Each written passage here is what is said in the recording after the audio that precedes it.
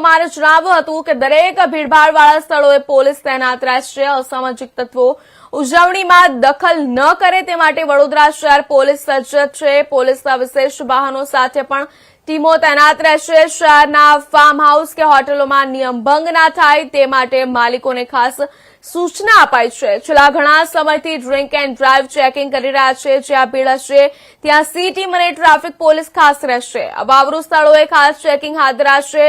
અત્યાર સુધી વડોદરા શહેરમાં કોઈ ફાર્મ હાઉસ કે હોટલમાં ઉજવણી માટે મંજૂરી મંગાઈ નથી.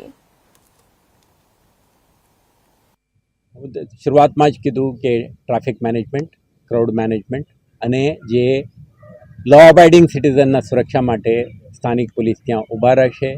મોડી રાત્રે સુધી પણ આપણે હાજર રહીશું.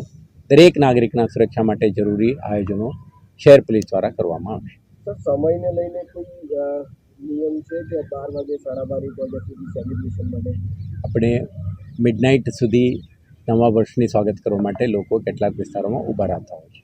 પરંતુ પબ્લિક એડ્રેસ સિસ્ટમ અને અન્ય જે કંઈ એક્ટિવિટી કરવું હોય તો નિયમો કાયમ છે.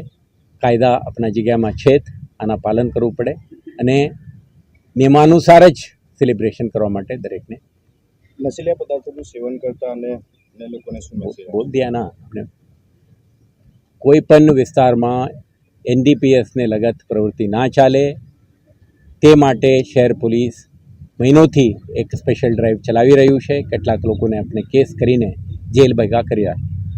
તો કોઈ હિંમત ના કરે શહેરમાં કે આવા પ્રવૃત્તિને અંજામ આપવા માટે કોઈ પણ ફાર્મ હાઉસ કે કોઈ પણ આવારા વિસ્તારને પકડીને કરવાની પ્રયાસો કરશે તો એમને નકામ કરવા માટે